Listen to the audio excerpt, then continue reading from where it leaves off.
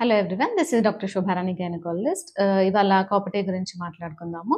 దీన్ని జనరల్‌గా లూప్ అని గూడా అంటారు. సో, ఈ కాపర్టీలో డిఫరెంట్ టైప్స్ ఉంటాయి.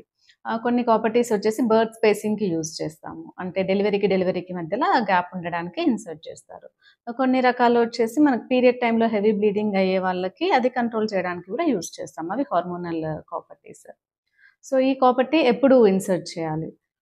సో, ఇమ్మీడియేట్‌లీ ఆఫ్టర్ డెలివరీ అంటే ఐదర్ నార్మల్ డెలివరీ అయినా గానీ, లేదంటే సిజేరియన్ అయినా గానీ, బేబీ డెలివరీ తర్వాత ప్లెజెంటా రిమూవ్ చేసిన తర్వాత ఇన్సర్ట్ చేస్తాము. ఇది at the time of delivery. అలా కాకుండా నార్మల్‌గా గూడా మీకు పీరియడ్స్ అయిపోయిన తర్వాత ఇమ్మీడియేట్‌గా గూడా కాపర్టీని ఇన్సర్ట్ చేయొచ్చు. అయితే చాలా మందికి కొన్ని అపోహలుంటాయి కాపర్టీ వేయించుకోవాలి అంటే. ఏంటంటే వాటి నుంచి చాలా సైడ్ ఎఫెక్ట్స్ ఉంటాయి. ఎక్కువ పెయిన్ ఒస్తుంది. బ్లీడింగ్ అనేది ఎక్కువవుతుంది. ఇలాంటి భయాలతో కాపర్టీ ఇన్సర్ట్ చేయించుకోవాలంటే భయపడతారు. బట్ ఇలాంటి సైడ్ ఎఫెక్ట్స్ చాలా తక్కువ మందికుంటాయి.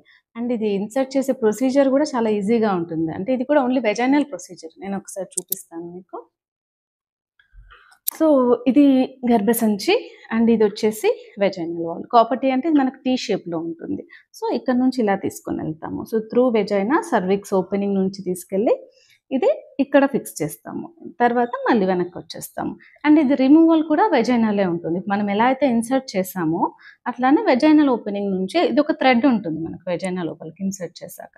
సో, ఆ థ్రెడ్ పట్టుకొని లాగేస్తే వచ్చేస్తుంది. సో, మీకేమైనా ఇబ్బంది అనిపిస్తుంది, బ్లీడింగ్ ఏమైనా హెవీ అవుతుంది అంటే మనం రిమూవ్ చేయడం గూడా వెజైనలే గాబట్టి దాని గురించి అంతగా భయపడాల్సిన అవసరము ఉండదు.